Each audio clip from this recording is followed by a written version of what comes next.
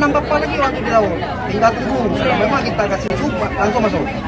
Itu 3 kapal 4 mil lagi di teropong udah nampak 3 kapal.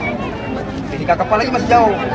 Teror geng di Bangladesh dan sindikat perdagangan manusia bukan isu belaka. Sebab hal inilah yang membuat gelombang pengungsian Rohingya dari Cox's Bazar di Bangladesh meningkat.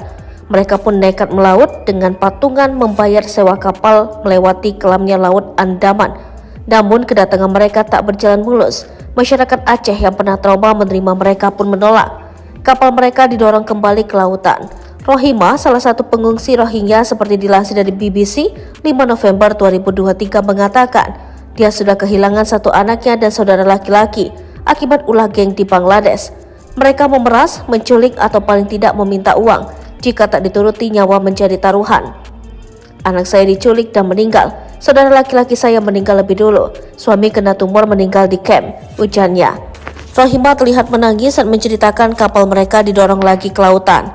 Kami saat itu kekurangan makanan dan bantuan itu habis bukan dibuang, dimakan ratusan orang di kapal karena kelaparan, ujarnya. Gelombang pengungsian Rohingya mendapat sorotan dari media asing. Media terkemuka di Singapura, The Straits Times, menulis jika gelombang Rohingya 2023 terbesar di Indonesia usai tahun 2015 silam. Bahkan masih ada 2 atau 3 kapal ini, hal itu diakui seorang pengungsi, mereka menghabiskan waktu 20 hari di lautan dalam kondisi berbahaya.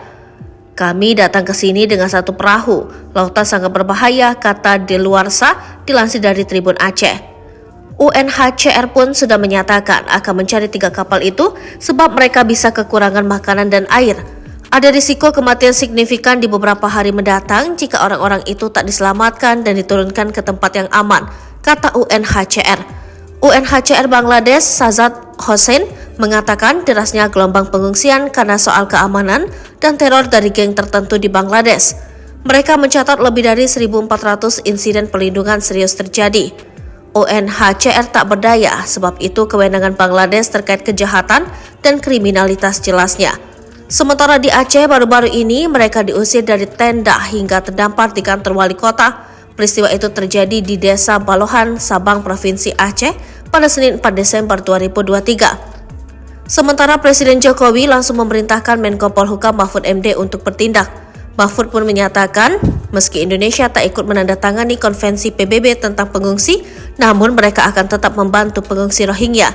Ia menyatakan pemerintah akan mengupayakan mengembalikan mereka negara asalnya dan mendapatkan perlindungan.